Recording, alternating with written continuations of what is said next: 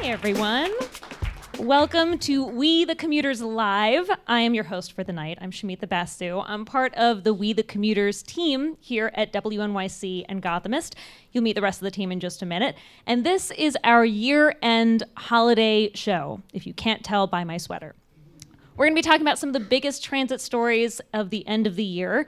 And of course, we'll talk about the holiday season, this season of giving and gratitude, the time of the year where we take a moment to appreciate all of the good things in life.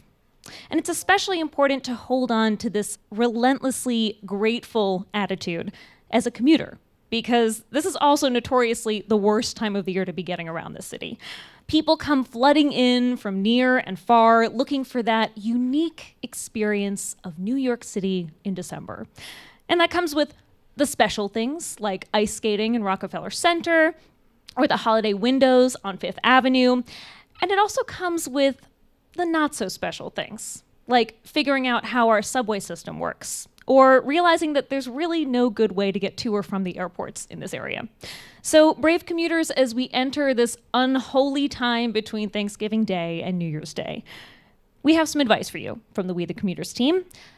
Take a deep breath, take your backpacks off on the train, and take a minute to help a lost tourist if you can. It's just the holiday way. So first thing to kick off our show tonight, it's time for a little trivia with some of the members of the We the Commuters team. Are you guys ready? Yeah. Let's do this. We made it hard, okay? Welcome to the stage my We the Commuters colleagues, Stephen Nesson and Christopher Robbins.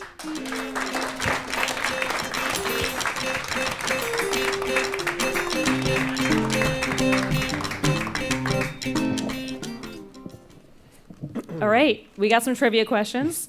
We did make it a little challenging, I think. Was the goal to actually make people guess the right answer, or? Absolutely not. Absolutely not. This is learn not something. No one gets any prizes here, so. Stephen, do you want to start us off? Yes. First question, how many vacuum trains or vac tracks does the MTA have now cleaning tracks? I told you it was hard. Can we shout out the answers? Yeah, shout it out. Please. 12. We got a 12, we got a 5. 3. We got all the numbers.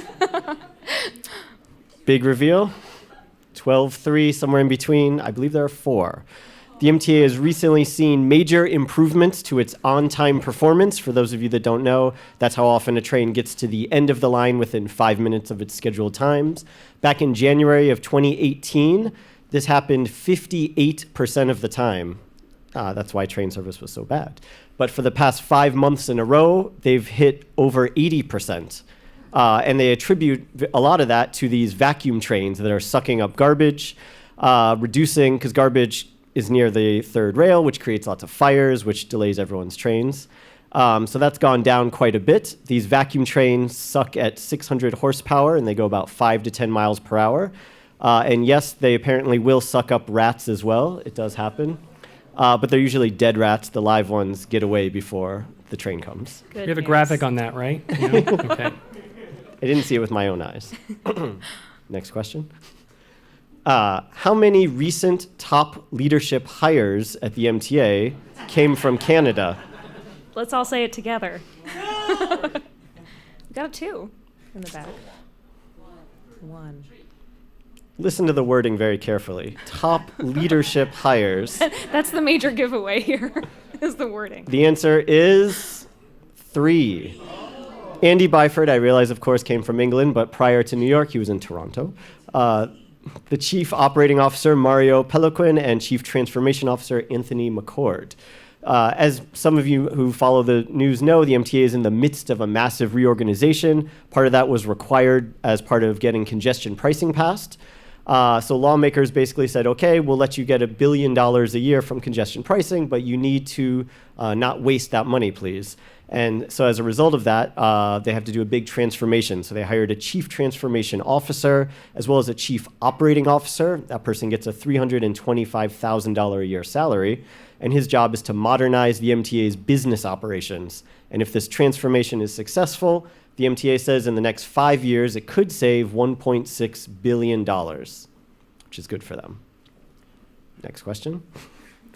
Related to the last question, maybe not such a uplifting holiday story, but how many jobs does the MTA plan to cut or leave unfilled next year as part of this plan?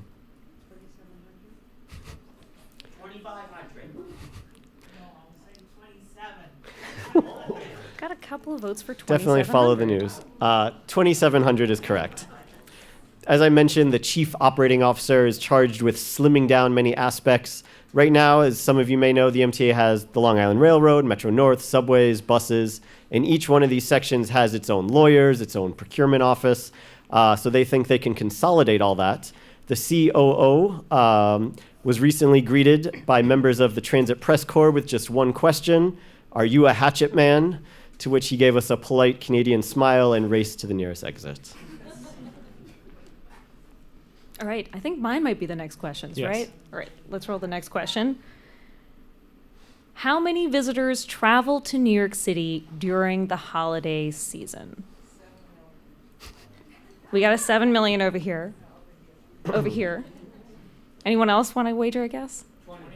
20 million? I was always one of those people who's really bad at guessing the jelly beans in the jar kind of thing, so I appreciate that. That would be my guess. Price is right. The first person was right to guess. It's 7 million. There are 7 million visitors to New York City. Now, the key here, our city's tourism agency defines a visitor as anyone who's traveled over 50 miles to come to the city for the day, or who is staying in a hotel overnight. So we're not even counting like your parents who are coming from New Jersey to like look at the holiday windows. This is visitors who've come from far to come to New York City between Thanksgiving and New Year's Day. That's about 10% of the total number of visitors to New York City during the year 2019. They're approximating by the end of the year, 67 million visitors will have come to New York City. All right, let's do the next question. This is a tricky one, so think of the wording. When is the worst day and time to be on the road in New York during the week of Thanksgiving? I'm looking for, give me like a 2-hour window. What do you think? Wednesday, 5 to 7. Before, the day before Thanksgiving, between 4 and 6. 4 and 6. Anyone else think anything else could be worse? I love this. This is great. I'll tell you the answer. You're all very close. Some of you have guessed right. 5:15 to 7:15. I knew no one was going to guess a 15. That's like such a weird answer. But basically, AAA estimates that your trip on Wednesday, the day before Thanksgiving, at that time is going to take 3.5 times longer than it normally would on a Wednesday evening. The Port Authority estimates about 3.4 million vehicles used the agency's 6 bridges and tunnels in the New York City area last weekend. So, tip for next year when you travel. So everyone loves LaGuardia Airport, so here's a LaGuardia question. What percentage of travelers getting to and from LaGuardia Airport use public transportation? We're looking for a percentage. 1, 3, 5. 90. Got an optimistic 30 over here. The answer is around 10%. And around 90% of people get there or leave there using a private automobile, using a car service. That is a stranded commuter there walking to his terminal this summer, which happened several times. There's a lot of construction going on at LaGuardia Airport. $8 billion worth of construction to move a terminal over to make more taxiing space. And that's tying up all the roadways around LaGuardia. So that's why you're getting this backlog. Everyone takes a car. The Q70 is great, but the Q70 gets stuck in traffic right there at the airport. 40% of the people on the Q70 work at LaGuardia Airport, so they're literally just trying to go to their job and they're stuck in traffic. Governor Cuomo has proposed a air train from Willets Point to LaGuardia Airport. It was supposed to cost $450 million. It is now budgeted at more than $2 billion. And in theory, you'll be able to take a train from Grand Central or Penn Station and get to LaGuardia Airport in 30 minutes or less. But 7 train, or the LIRR. But I'm trying to think my facts here. But the LIRR train only runs once every hour, and the 7 train is already very crowded. So I should also add that the governor hasn't ridden the subway since December 31st, 2016. 2nd Avenue subway opened. I was with him on that ride. First day as a transit reporter. What was that like? You know, you can't really say he wrote it. He was on the train. He didn't partied. really go anywhere. He went shuttled between Right. the stations. And the next day he came back, but I don't think he was actually on the train. I think he just shook hands. There you have it. I will now excuse Stephen and Shamita. That's right. We see have. you. Thank you. Yeah.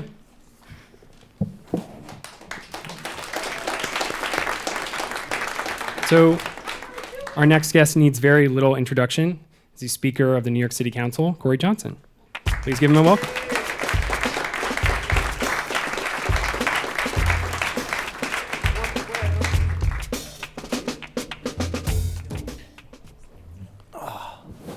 Hi, Hello. thanks for having me. Hi, everyone. Have you been to the Rock Center pedestrian plaza yet? I know you've advocated for it and wanted it to happen. Have you been up there? No, I think it just went into effect a few days ago, but no, I have not been yet, but I will go. Okay. I agree with Andy Byford, though. They should have given more room for the buses. Fair enough. If you had a magic wand right now, what area of the city would you pedestrianize? If you had your druthers anywhere. I'm not sure. I would say that there are some things that we need to look at. University Place, they did 1 block south of 14th Street. I think there's a possibility to probably go farther than that. I think you could look at Bedford Avenue in Brooklyn for a certain length. But again, it's sort of case specific and how to work with the small businesses, the local communities, how to adapt it correctly. But part of the master plan bill that we just passed is going to require more than 1 million square feet of further pedestrianization, like we've seen near Madison Park, where we've seen in Times Square. You'll see more pedestrian plazas throughout the city, more space for the public than we've seen before, 1 million square feet of it. I'm going to tick off some stats from that master plan. Correct me if I'm wrong. 250 miles of protected bike lanes, 150 miles of bus lanes over a 5-year period, 1 million square feet of pedestrian space in the first 2 years, thousands of accessibility improvements to intersections. And it's really a series of master plans. But why does the plan not go into effect until 2021? Why wait? The part of the issue was that some of the, at least bike lane upgrades, protected bike lane upgrades, were already going to be done anyway through the mayor's Green Wave initiative that he announced earlier this year. And to actually do this level of infrastructure work, transit infrastructure work, is going to take a reorienting of the Department of Transportation.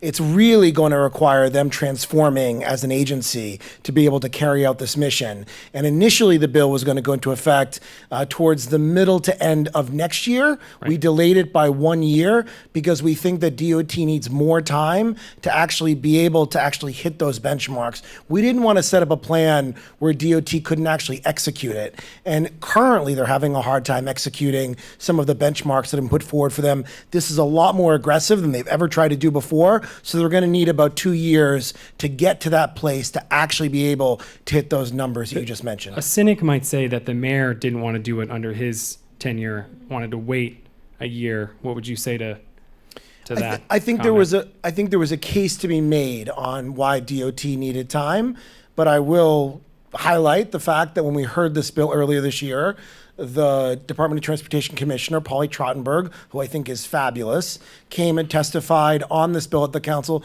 opposed to the bill for a variety of reasons. And we made some small changes to the bill, but I think the biggest change we made was the date. And I know the mayor felt strongly about that, as well as the DOT commissioner.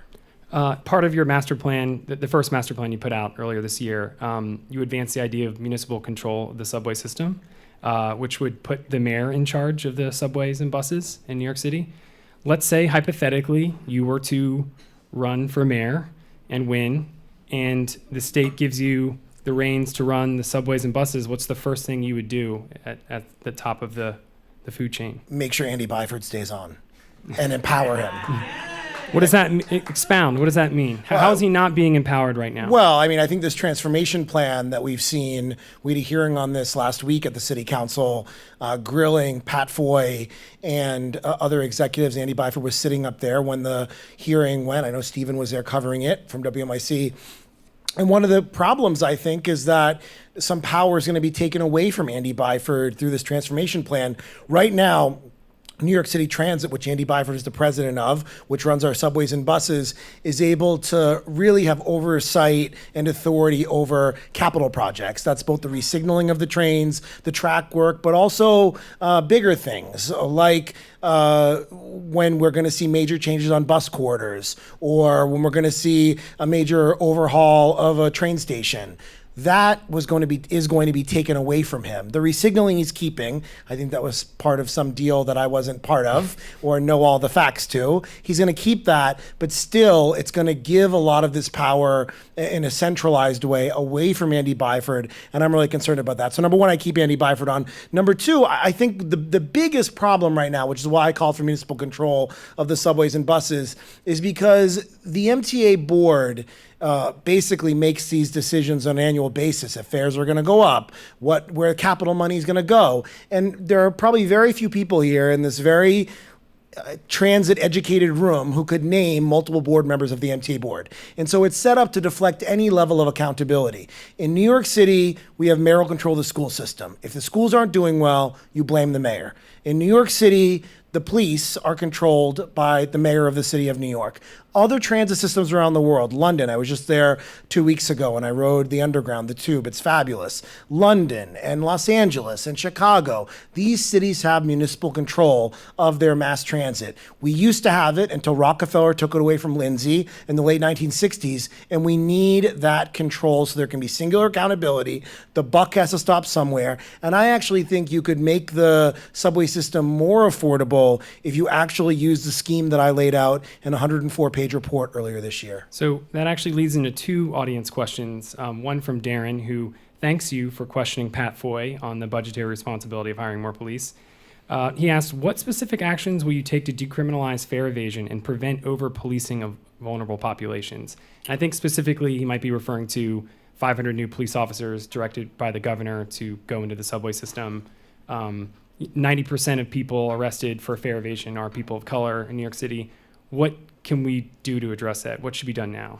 Well, I was critical at the hearing and even before the hearing about the hiring of 500 cops. I do think there are some issues that we need to resolve in the subway system. There has been an uptick, and it's unacceptable, of assaults on transit workers. We've seen that in the last few months, and we need to protect them because they're the people that are doing this hard work every single day, keeping the trains and buses moving. And we've seen a major increase in homelessness on the subways, but I don't think that the way to solve homelessness is through a law enforcement intervention. It is actually getting permanent, affordable housing, supportive housing, mental health services to those people, and the police probably aren't the appropriate folks that should be doing that work. So on fare evasion itself, other places around the world have tried a variety of things. I mentioned at the hearing that a place in the Netherlands right now, if someone evades the fare and they're caught, the police there require that person to buy 10 fares on a pass. That's the penalty. Right. You actually get them to buy fares on a pass.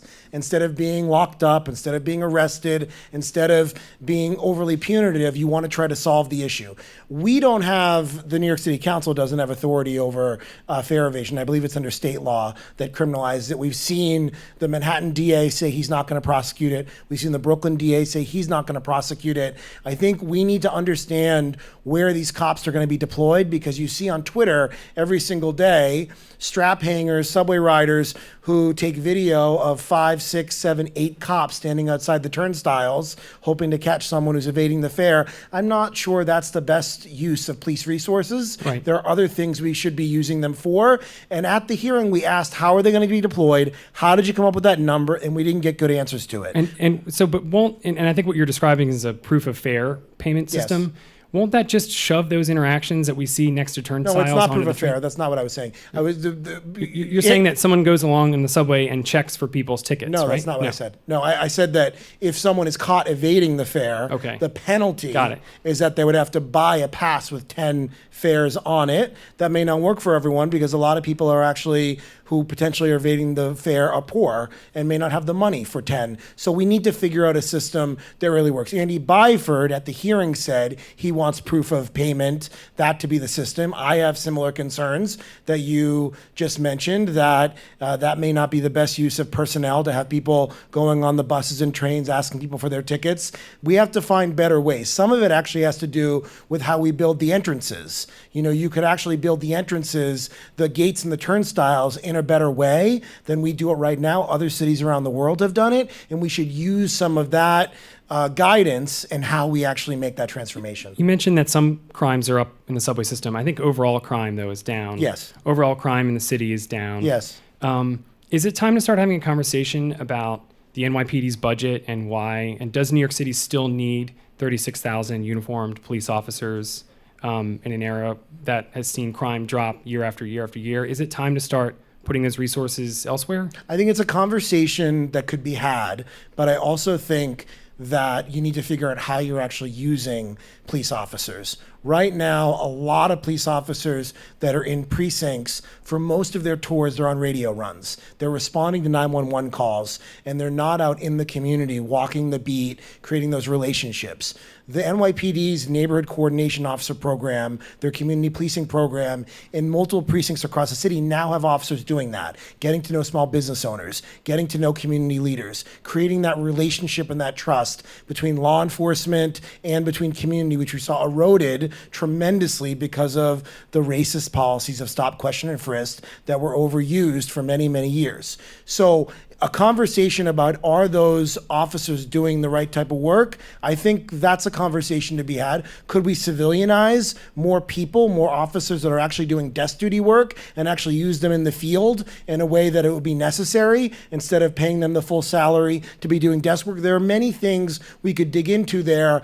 Now, I'm really glad that we are the safest big city in America. Homicides are an all-time low last year. This year, we're just about at that number. And we may need to have that conversation, but there are still pockets of the city where you have seen tremendous violence and where you've seen a significant increase in shootings. And I think the other conversation we have to have is not just about law enforcement response. It's also about going to the root problem of this. How do you do gang disruption without doing gang sweeps? How do you get young men not to join gangs across New York City? How do you do something like fair fares, which I'm really proud we won in the budget, half-price Metro cards, people living in poverty, so you don't see that person jumping the turnstile. There are other interventions you can use that deal with issues that New Yorkers care about rather than law enforcement response, but not every issue. You can't do that on homicides. You can't do that on shootings. You can't do that on sexual assaults and rapes. There are some things that we need to make sure New Yorkers are remaining safe. And that is the contextual conversation we have to have when we talk about these issues. So Nicole actually had a question. Why shouldn't the fare be free? If it was possible, I would be into it. But right now, it's not possible. If you have municipal control, you could actually, I think, significantly reduce the fare. But you can't do it right now. We don't have time today to go into a forensic analysis of how screwed up the MTA's finances are. But their chief financial officer, Bob Ferran, testified at the council last week and said that the MTA's financial position right now is, as he described it, as dire.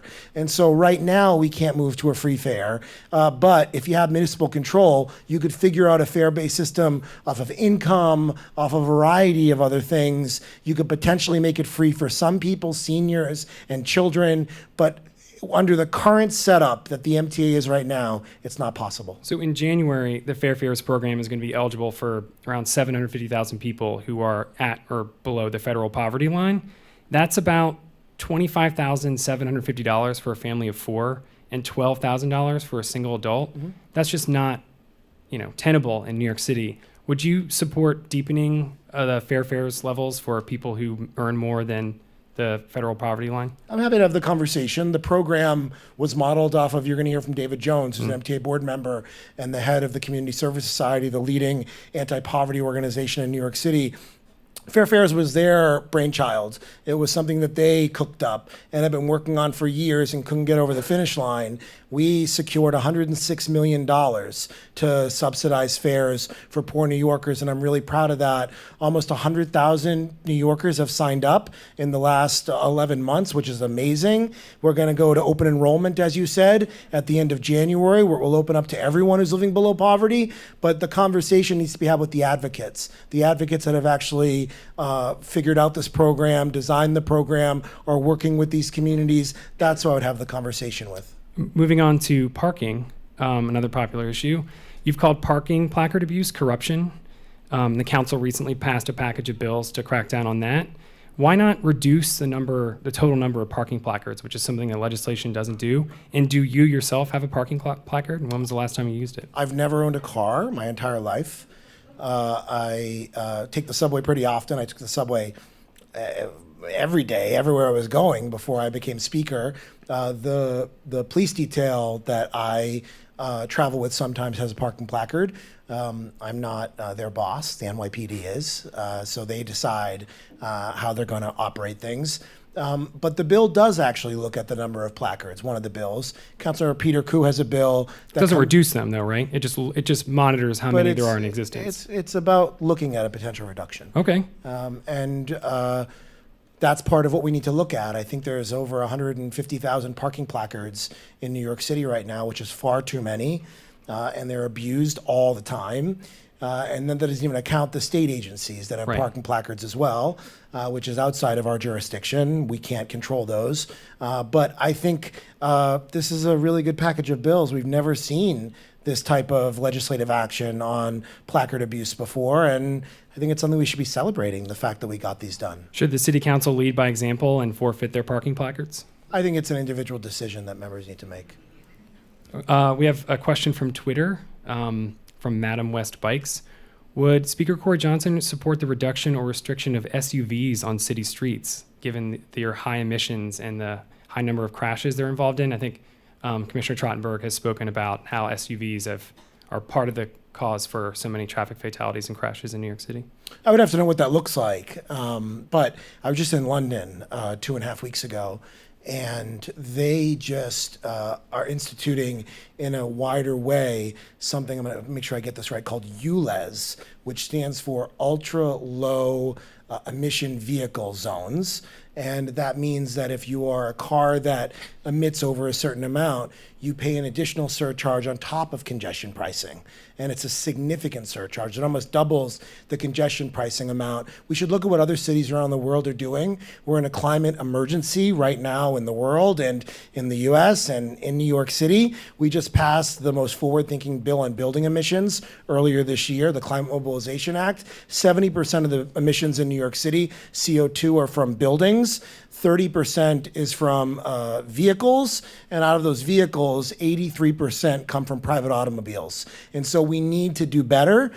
We need to actually incentivize people getting out of their cars and getting into mass transit. And that's when I've referred to breaking the car culture. That's what I mean. We need to make it easier and safer and more accessible for people to use other options, whether that's the subway, whether that's the bus, whether that's walking or bicycling. You want to make that a viable option for New Yorkers so they can choose that option over actually using their private automobile. Our last question is on that note. CBS's Marsha Kramer recently asked you about eliminating free on-street parking in New York City. You replied, "I don't see that happening." Why not? It's not happening. Why not? It's not happening anytime soon. I think, Explain. You've seen in the last year, at least since March, when I gave my State of the City address, talking about municipal control of the subways. You've seen a master plan bill that passed a few weeks ago. You've seen a bill to pass on commercial waste zones, cutting down the number of private sanitation vehicles in New York City. You saw the parking placard abuse bills that we just did last week. You're going to see a suite of bills on deliveries, those UPS and FedEx deliveries that take over the sidewalks and double park across New York City. You've seen all of those things. So I think there's been a really transit-rich agenda. I do not think it is politically possible or viable to say you're doing that right now in New York City. There are other things that we can do. The master plan bill is going to eliminate parking spots. It's going to reclaim public space for the public, for cyclists and for pedestrians, and it's going to make it so that our streets are safer.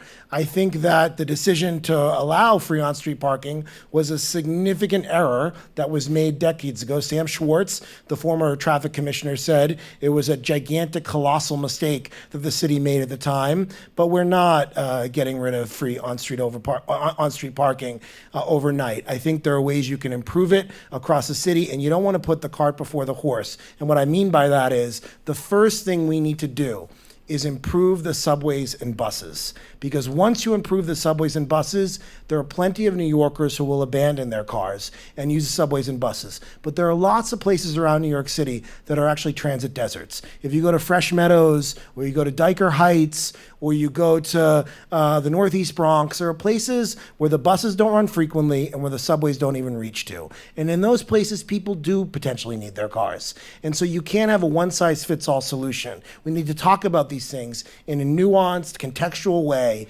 depending on the neighborhood. It is different in Manhattan with dozens of subway lines than it is at the far point where New Lots Avenue is in Brooklyn. And we should have that conversation in a specific, thoughtful, strategic way. Because if I make broad statements like that, we're not going to be able to advance any of these things that are going to advance New York City. And that is part of what I'm hoping to do over the course of the next 2 years that I'm Speaker.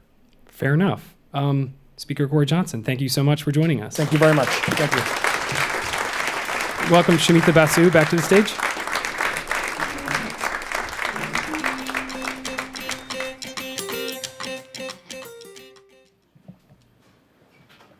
I want to do a quick poll of the room, just show of hands. How many of you have been to Rockefeller Center in the past month? A smattering of hands. All right. More than I thought. How many of you have been to Rockefeller Center in the past year? Maybe the same. No, a couple more. A larger smattering of hands. Okay. Our next guest to the stage spend what some might call an inhumane amount of time at Rockefeller Center. One of them works nearby as a writer for The Tonight Show with Jimmy Fallon, and the other is a tour guide who leads people through Rockefeller Center. Please welcome to the stage Dan Chamberlain and Lindsay Bolling.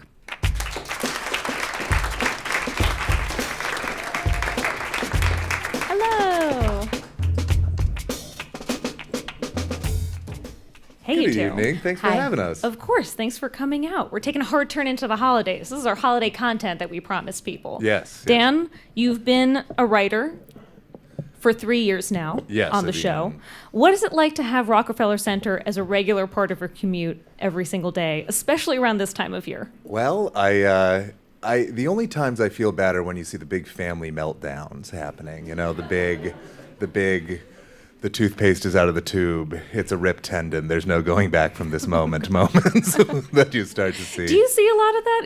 Is it sort of the crescendo of all the family tensions? Well, I think as lovely as the building is, and there's that new FAO Schwartz that's kind of a glorified candy store, but it's FAO Schwartz nevertheless. Other than that, there's not. I can appreciate that a child may not be taken by like the loveliness of Art Deco architecture. You know, there's So weird. Who is not it? a lot for maybe not a lot that speaks to a very young person there. You know. A lot of nudity. Yes. Yes. A lot of nudity? Is that what you said? Yeah, it's a lot of the tour is nudity. Yeah, so Lindsay, tell us about your tour. You've been a tour guide now for how many years? I've been there since 2013. Wow, so going on which is 7 years. Yeah. And you do this art and architecture tour of the area. So it goes outside. We start in 30 Rock, go out to 6th, go up towards the Today Show, cross right through the Christmas tree area, then up to 5th, down by Saks, ice skating rink, and then try to turn it on home there. I'm getting hives just thinking about it. It's really tough this time of year. What is it like leading packs of people through other packs of people? Yeah. Terrible. We can take up to 25 people. I am not allowed to hold any. I'm very short. I wish I was you. I can't hold anything I just have a microphone so they can hear me. One time I got stuck in the Channel Gardens, which is where the Angels are. It was my first year. I made a rookie mistake. I turned down the Channel Gardens. I was in there for 45 minutes. The tour is an hour long. We spent most of it with the Angels. Anyone stuck. ever not make it back? Yes, I lose people all the time. I can lost imagine nine with a Chinese businessmen Oh yesterday. my goodness. Did you find them ever? Or No. No, just lost. They're still at the Seawater Grill downstairs. Yeah. They're just having a good time.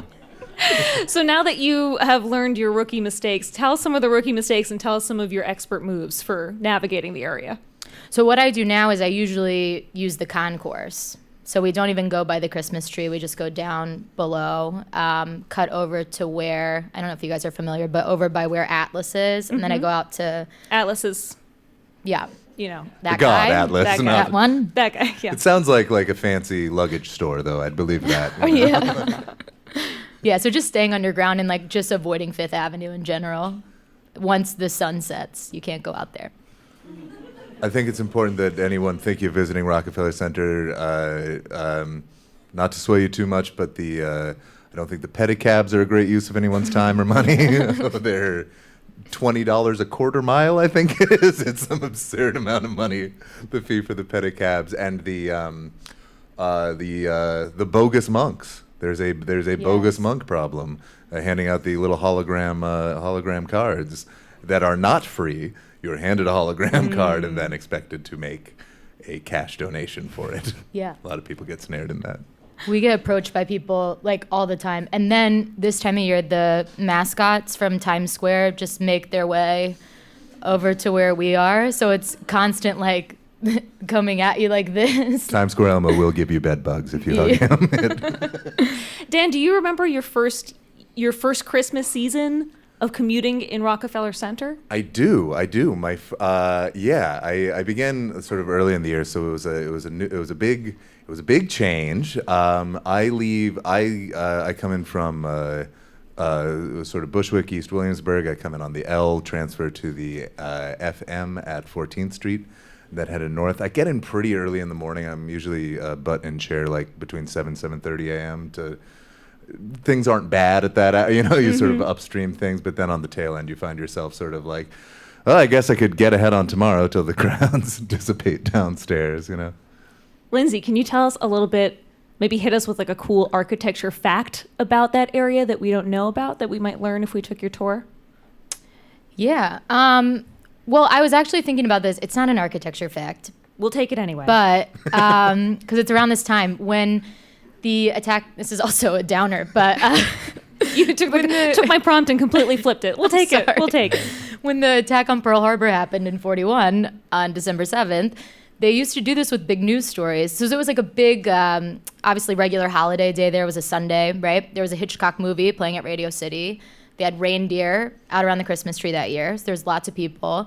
They used to throw paper airplanes down from up in 30 Rock. All of the writers and editors from like Time and Life and NBC. So they would throw down paper airplanes and they said, we're at war with Japan. No. So that's how everyone found out. Oh, It's like an wow. early Twitter. Look, a letter from Santa. Yeah. Like, oh, what's this?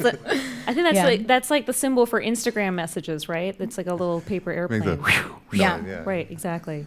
So that's a fun fact. Well, that's an interesting. I didn't know that one. That's an interesting one. Lindsay, has pedestrianizing? There was this announcement. The mayor announced last week that the area around Rockefeller Center would be pedestrianized at certain times of day from now until just after New Year's.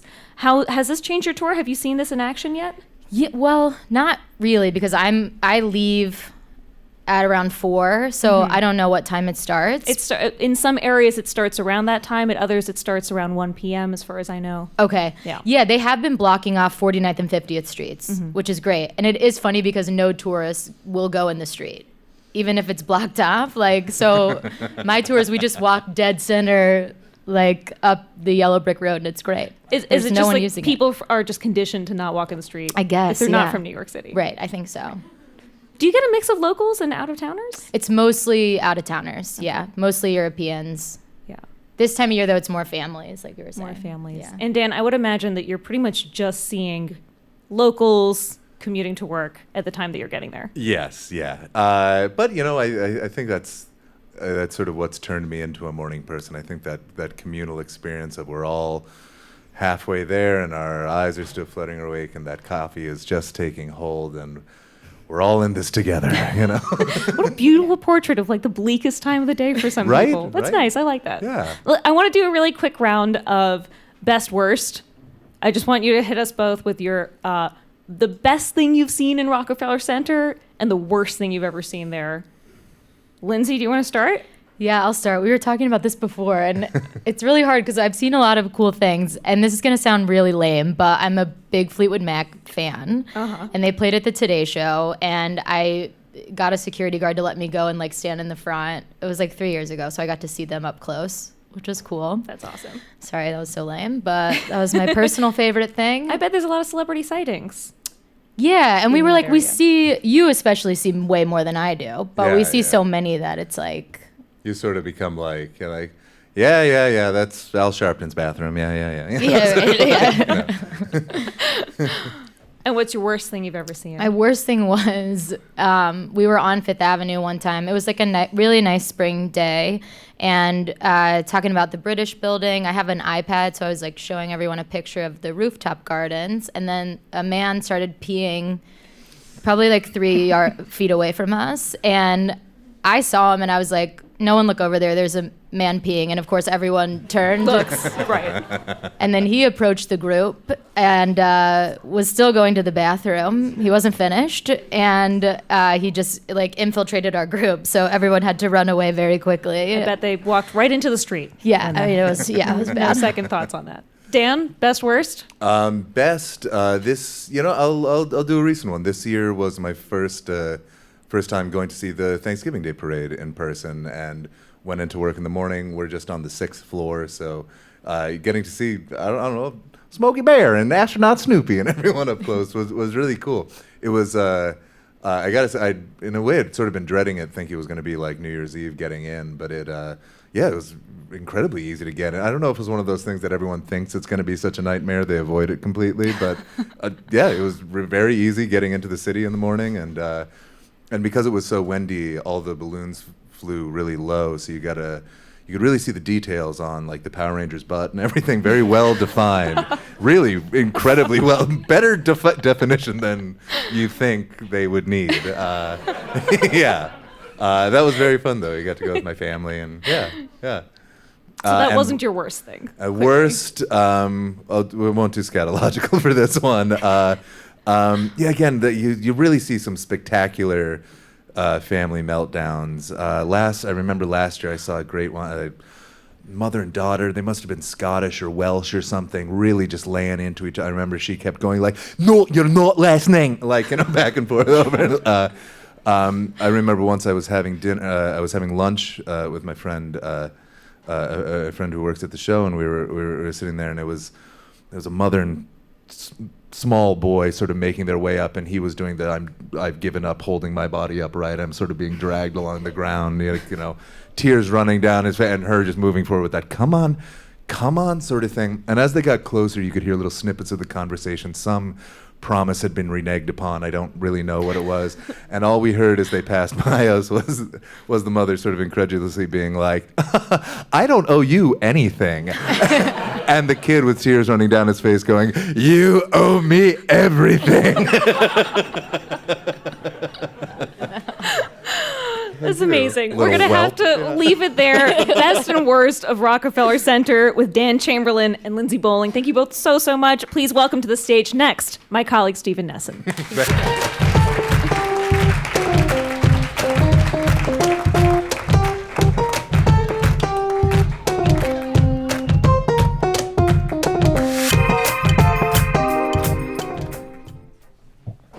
Okay. Hello, everyone. Going back to a somewhat more serious topic, something I've been covering as a reporter, one of the most controversial things that's been happening in the subways has almost nothing to do with service. You've heard about it a little bit tonight. It involves the police, fare evasion, homelessness, crime, communities of color, and the governor. To understand what's happening, you need to go back to June when the governor announced an agreement to add 500 uniformed officers to patrol the subways and buses. At that time, he said it was about an issue of public safety, protecting workers, combating fare evasion. Later, he added homelessness as well. And then in September, with no notice, ads popped up on screens in subway stations that the MTA is hiring 500 police. This led to quite a bit of confusion since the governor, didn't he just add 500 cops? Who's going to pay for this? Why is this needed again? There are a lot of questions. And the past few months, as we've heard about, there have been several videos of NYPD officers arresting young men of color, churro vendors. These have gone viral and led to widespread condemnation about over-policing. There were 2 protests, which you may have heard about, both of which resulted in civil disobedience and arrests. I should note, for this event, we invited this group behind the protests, Decolonize This Place. They had initially agreed to participate in tonight's panel, but decided to withdraw due to City Council Speaker Corey Johnson's presence and his support for new jails in the wake of closing Rikers, and also over the event being ticketed. We hope to include them in future events. That said, joining us with 2 different perspectives on this issue are David Jones. Is he going to come out? And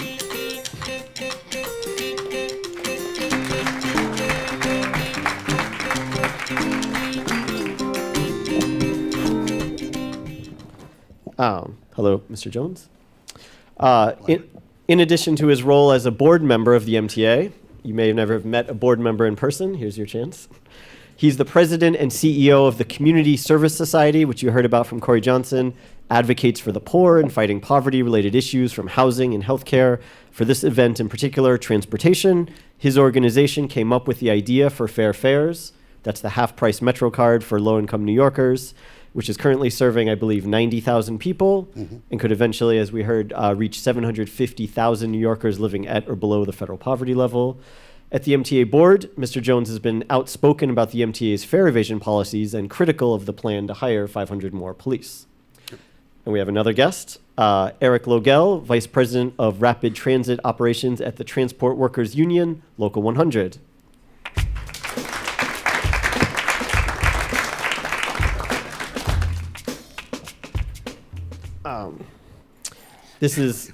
He works for the largest transportation union with 45,000 workers.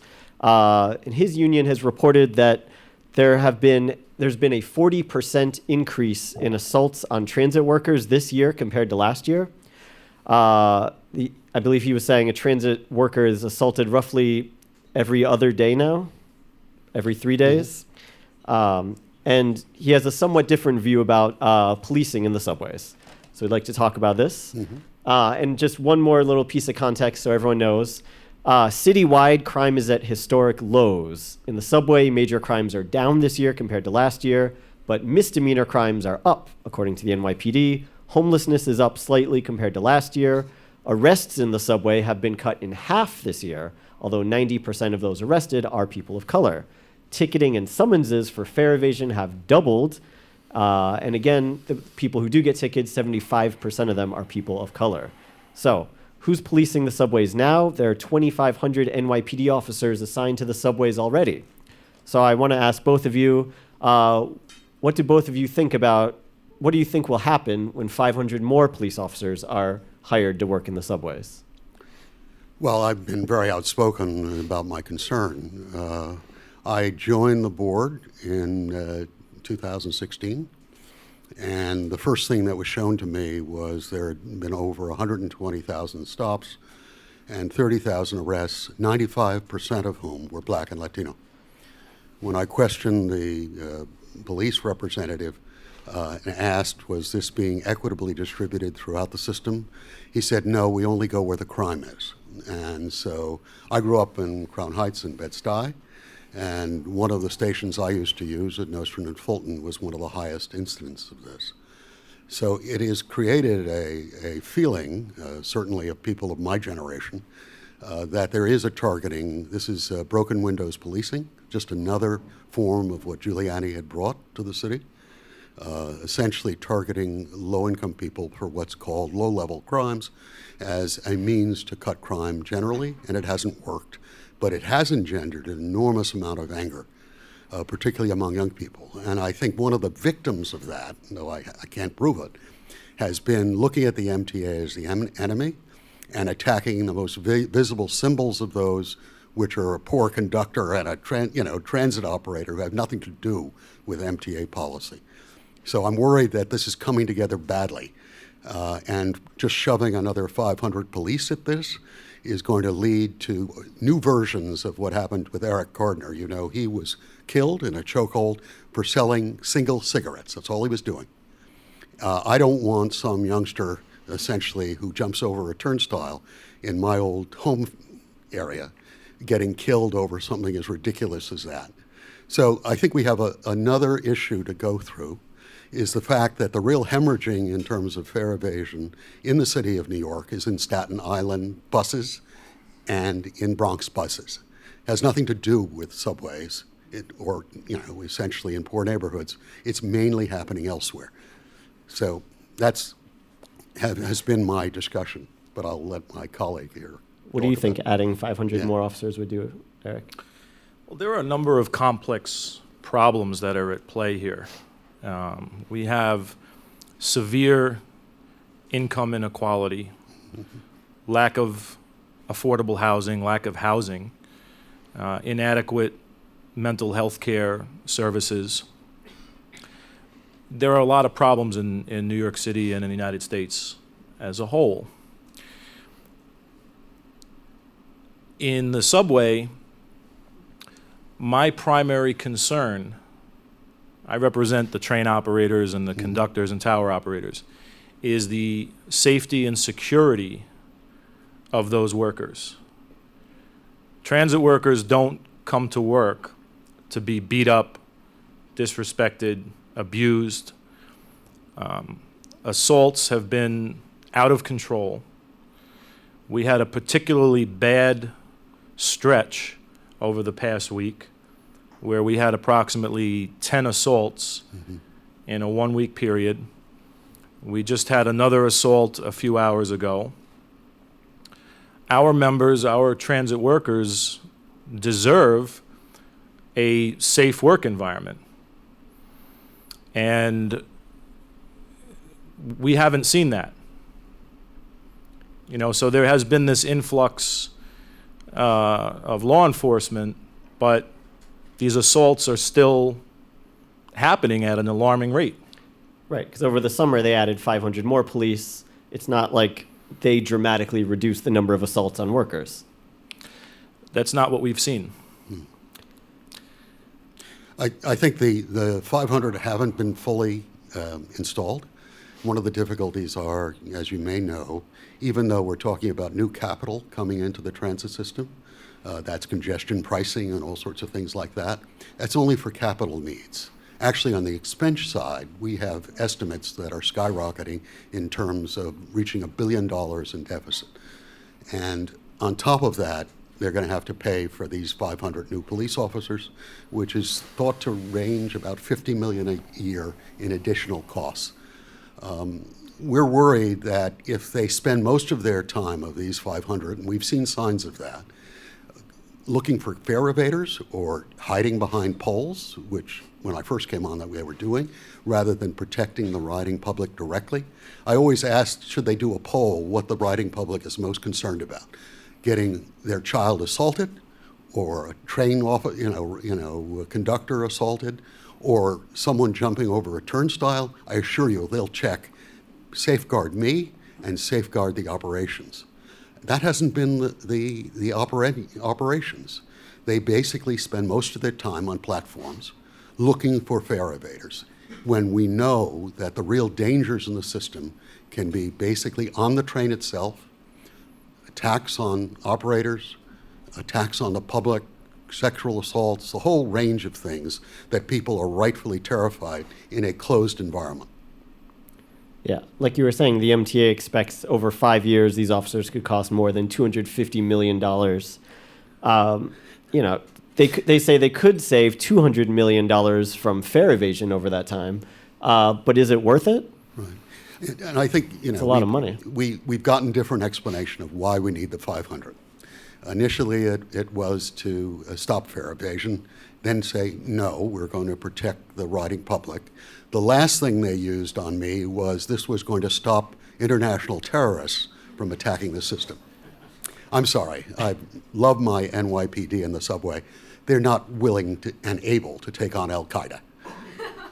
So this was also the excuse. We have a Freedom of Information request with Councilman Lackman to actually find station by station the number of stops and arrests that have taken place.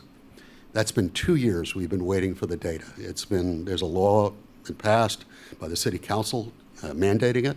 The NYPD basically refuses to go along with that. We had a judge who just ruled a couple of weeks ago saying they must, and was totally unconvinced with their arguments that this was basically going to give information either to terrorists or potential criminals as to what stations were undefended. Some of this is fairy tales. I've never seen anything quite like it. Eric, can I ask, what would you want to see changed to protect your workers? I don't think the MTA can police its way back into fiscal health. Yep.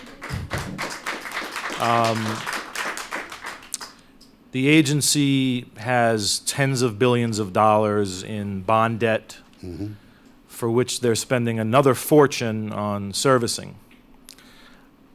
Again, my primary concern, my obligation, is to the men and women of the New York City subway who I represent. These are good people. These are the salt of the earth. These are people from local communities. Their job, they don't set MTA corporate policy. They don't determine the fare or the schedules. Their job is to safely get you from point A to point B. Unfortunately, transit workers become a symbol, right, of the corporate mass transit conglomerate that many people are unhappy with. But at the end of the day, their job is to get you safely from A to B. And unfortunately, a lot of the problems that occur in the subway, they wind up on our doorstep, right? So when there's a disorderly person on the train, when there's an emergency, the first person you're going to go to is the train conductor or train operator, an MTA employee. And we can call for help, as we're trained and instructed to do. But we're not police. We're not firefighters. We're not paramedics. We're dependent upon these services to address these issues in the subway. What I want to see, there's got to be some way collectively, all right? Maybe we have to think outside the box here, where transit workers, riders can be shielded from these violent acts. I think, as far as I don't like placing the blame on the homeless population. These homelessness is a social crisis, and unfortunately, when you have no other place to go, these folks wind up underground in the subway.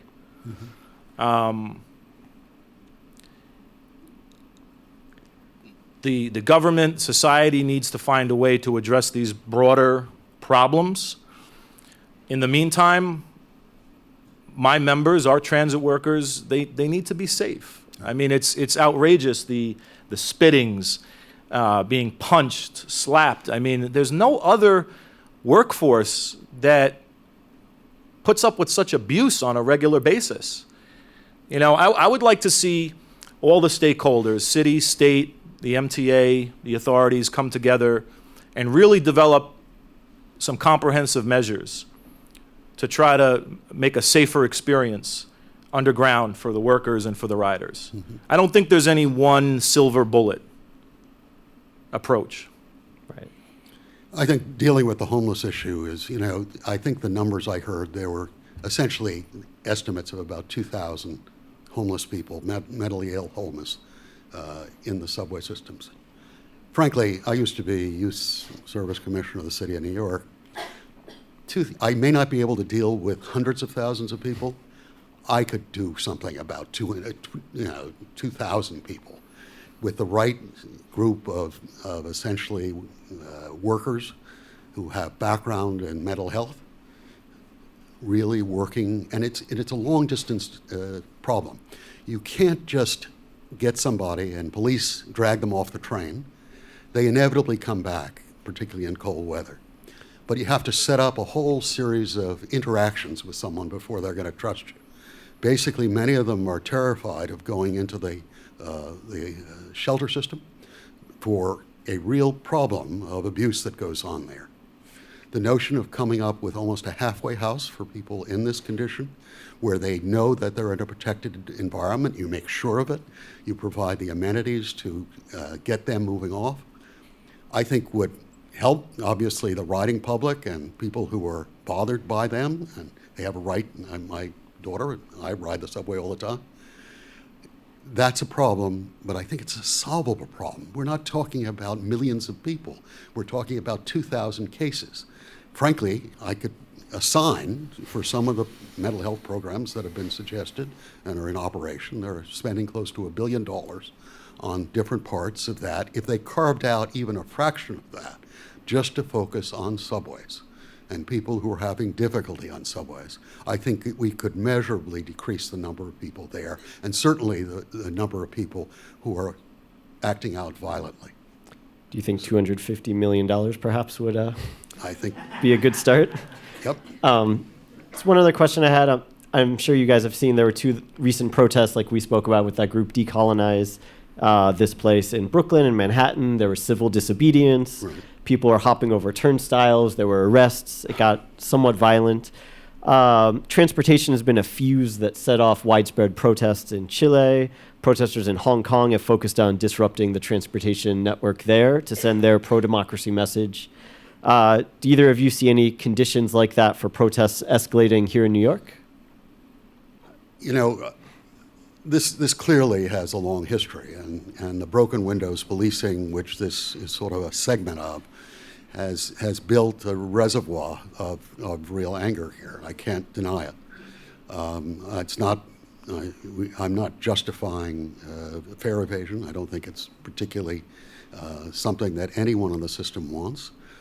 I think I have been demanding, and I think what some of the protesters are picking up on, there's no equity here. I don't know if any of you have gone from the far east side of Manhattan and watched people hop on buses to get to the Lexington Avenue subway. These are not poor people. They just, for $3, why should I pay? So the problem of fare evasion, and I look particularly at Staten Island, and I don't condemn the Staten Island residents. Essentially, they have whole sorts of systems that have developed there, where they have a free light rail system. They don't pay for the ferry, and there's a sense, I don't have any ticket machines to get. Why should I have to pay? And frankly, Local 100 bus drivers, I think rightfully said, our responsibility is to drive a bus and get people from A to Z safely, not to have a big argument with somebody who can't or won't pay the fare. And I don't think they should. I think we have to find out with other methods, essentially, of making sure everyone pays. But you can't give certain communities the sense that they're being picked on. Well, fare evasion is almost system-wide now. But clearly the poor, particularly the poor of color, are the principal victims of at least this over-policing that still remains part of the culture at the NYPD.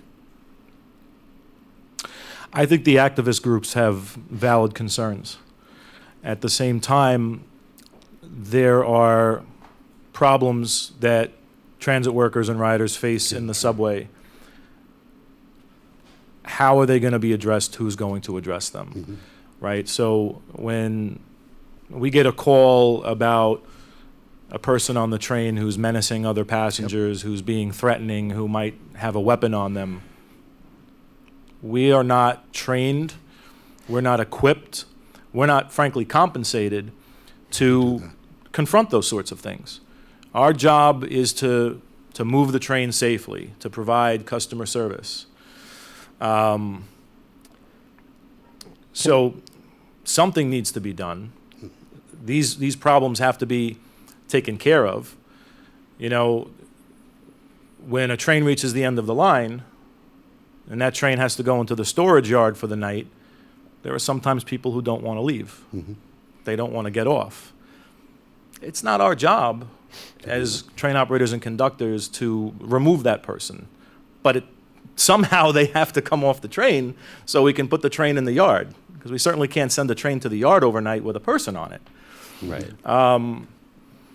I think if there's going to be, an additional law enforcement presence in the subway, the priority has to be the safety and security of the workers and the riders. Do you guys think if, as it was mentioned tonight, if subways and buses were free, how would that change the relationship between police and the riders and the workers? You may know Congresswoman Nydia Velázquez has suggested in Congress, now against the background, that people below 300% at or 300% of poverty would get a free, in other words, a national program to make it easier for working poor people to get to work and back again into school and the rest. I don't think that's gained traction yet, but the idea is not silly. The notion has been suggested in Paris as well. Other major cities are considering it. Could you do something specifically for working poor people to allow them to get to work and school that would allow you to have a system that could still be operated because you get a federal infusion of money to help you do this.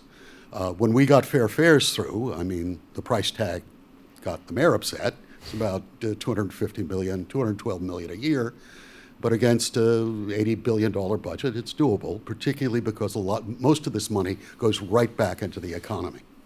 It's about $750, $800 a year. It's like having an EITC payment for poor people.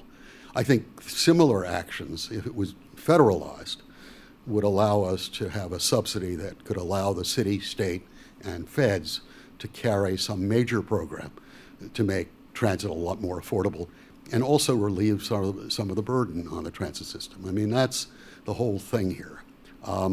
Clearly, before I deploy all these cops, I'd like to see if the half-price fare program that we helped get launched and that the mayor and Corey Johnson have proposed and gotten done, when we hit those numbers of 600, 700,000 people who suddenly have a half-price fare, whether that may occasion an immediate drop in the number of people who try to evade fare because suddenly it becomes at least somewhat affordable. A new approach to bus riders, and with the new Omni, I don't know if you try the Omni touch system, will allow a new way to go about this stuff. So I think we have a lot of things to do. I want to see, and I think we were talking backstage about further protection for conductors and train operators. That could be physical barriers to make it less attractive for people to do things to them. And I'd certainly be absolutely, supportive of that. There's no question that they are being victimized. So could we come up? The governor proposed this new genius thing for, fixing the L line and the rest. Why don't we do a similar thing for coming up with protection for the transit worker? All right. So, To answer, Dave, Free Stephen, fares, yeah. yeah. to answer your original question, this is an extremely wealthy country. There's a tremendous amount of wealth in the United States, as we know, concentrated among very few people. So I think it is possible not only to have free universal health care, free higher education, to have free public transportation. Unfortunately, in our current political system, with the way things are, we're a long way from that happening. But I believe we have the wealth and we have the resources as a nation and as a state and a city to get to that point eventually. All right. Mm-hmm. We'll have to leave it there. Thank you, gentlemen. Greatly Pleasure. appreciate your time and your thoughts. Anytime.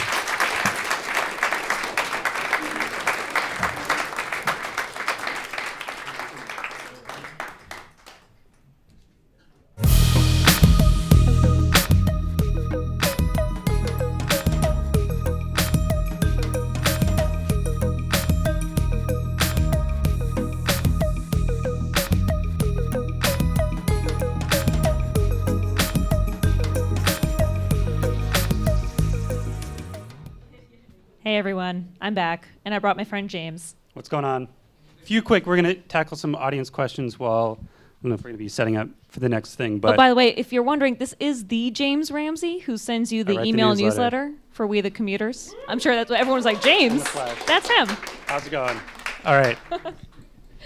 Shamit, I'll throw this to you first. This comes from Tim McGeever in Astoria. If you want to raise your hand, Tim. Tim, Nice. how's it going? He asks, do you consider SantaCon an imminent threat to public safety? One word answer, yes. All right. Is this Next- correct? Next question. Mark Black from the Upper West Side wants to know, using the subways on weekends has become very challenging with all the disruptions. Are there alternative means of improving infrastructure or providing extra service on nearby lines? Short answer, sort of. I mean, the 14th Street busway was an alternative service option for the L train shutdown that wasn't, but that's a way. Shamita, when your subway station shut down, how long was it closed? So I live in Diker Heights, which, as Speaker Johnson alluded to, is one of those neighborhoods that is a bit of a transit desert. So my house is a mile away from the N train and a mile away from the closest D train station. So I moved in with my boyfriend a couple of years ago and found out almost immediately that the N train would not be running from my station into Manhattan for the next year and a half. So I was like, cool, I'll take the D train. And then after that work was done in that direction, for the following year and a half, the N train station wasn't running from Manhattan to Brooklyn. So I was one of those 8 or 9 stations in South Brooklyn that got hit with that. And I So got did you just engaged and walk got married around? in those years. So Yeah. a whole life cycle happened in that time. Thanks, guys. Yeah, I mean, obviously, New York City is one of the few cities in the world that has a 24/7 subway system and a population that expects it to run 24/7, meaning that we don't have regular overnight shutdowns for routine maintenance, but we need more than routine maintenance. We need serious maintenance that is going to take overnight shutdowns and weekend disruptions. And as Stephen has told me many times, when I have asked the same question as Mark Black, he says it's going to get worse before it gets better. Yeah, this is the new normal, it sort of feels like, getting accustomed to these maintenance shutdowns. Sorry, we don't have a more optimistic answer for that question. One more. Speaking of optimism, I like this. Claire from Borum Hill. Claire asks, why is there so much silence on the train? Can the silence be broken? How would you do it? Claire, talk to me. What kind of noise are we trying to make What are you talking on the about? train? I mean, just conversation. I mean, wanna talk? Yeah. I mean, there's so many. I get on the train and everyone's looking at their phone. It seems like the perfect place for people to start talking. You have everyone, so many people from different cultures, backgrounds. I think it's a wonderful place, and I've actually had a lot of conversations with people that led to a lot of great connections. What's the last person you spoke to? There was someone named Philip going to the PATH train at 34th Street. So we were in Queens, going to, we actually went all the way back to New Jersey where we're from, but I learned a lot about his experience, about basically how he joined kind of like from like a rougher neighborhood in New Jersey, but also like how basically he has his own company he's been inspired by his youth group, and learned a lot about how his youth group inspired him to basically start a company. Wow. Yeah. You got all that on a... Well, it was one- about 45 minutes, but There you go. he continued to talk to me, so. When we launched We the Commuters, one of the main pieces of feedback that we got from people was, there are so many loud teens on my train. I don't like the loud teens. What do I do about it? And Shamita went out and asked the loud teens to defend themselves. What did they say? Yeah, I got their side of the story, which was really fun. We got so many messages from presumably grown adults being like, teenagers are so loud, and I avoid the subways and buses right when school lets out because I just can't stand it. So that's what I did. I went and I took a public bus at 3:10 in the afternoon and recorded the sound of it and talked to a bunch of middle schoolers. And what they told me is they're just having fun.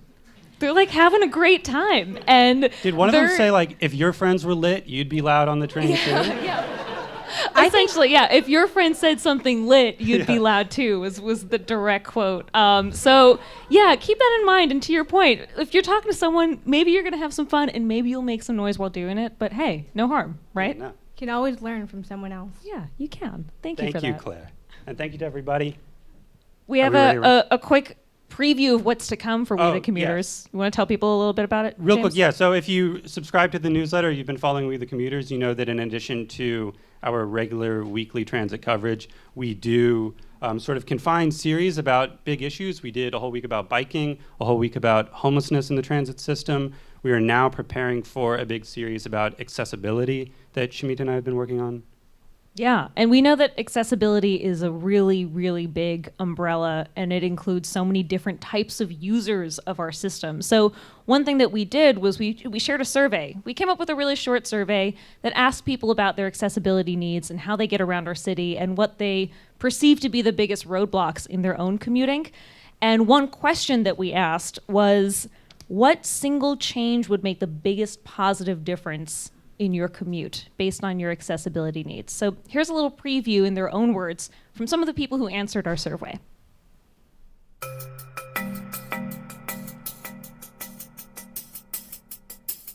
The one change that would make the biggest difference to my commute is having more accessible curb cuts that are free from cracks that can propel wheelchair users like me face first onto the sidewalk. Provide one turnstile in each station that allows enough room for a rider with a stroller or rolling baggage to get through without summoning a station agent. I use crutches for a permanent condition.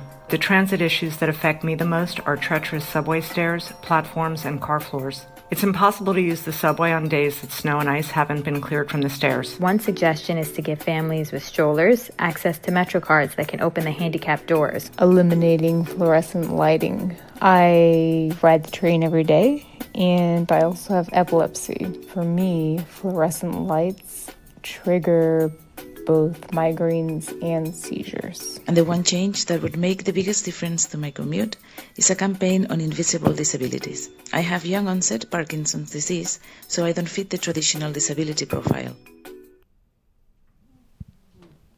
So that's just a little bit of what we heard. I will say that about half the people who answered that question, what single change, answered elevators. And we hear you. We know that that's a huge issue. But we are looking for all the other things that would make a big difference to your commute. So if you want to take that survey that I was alluding to, that all these people answered, you can go to gothamist.com/accessibility. And there's a lot of other ways to find us. We want to hear from you as we do our reporting, because your guidance really does help shape where we go with our reporting. You can also send us an email at wethecommuters@wnyc.org, or sign up for the newsletter, or do both. At wethecommuters.org. And wait, do you know what time it is? What time is it, James? I don't know. Do you? I think it's showtime. It's showtime.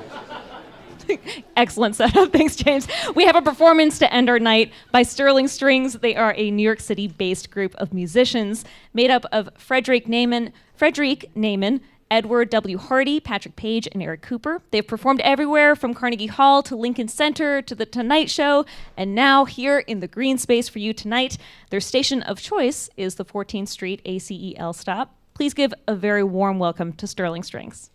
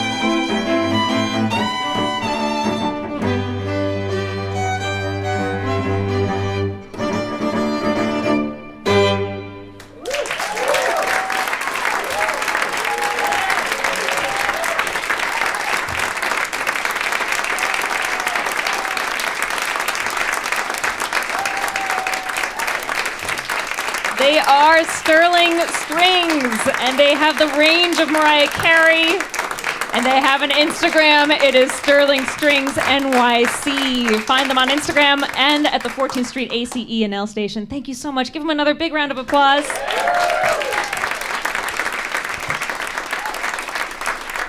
Thank you, thank you, thank you. And that is our show. Thank you all for coming out tonight. Have a very safe commute home tonight, and we'll see you in the new year. Thanks.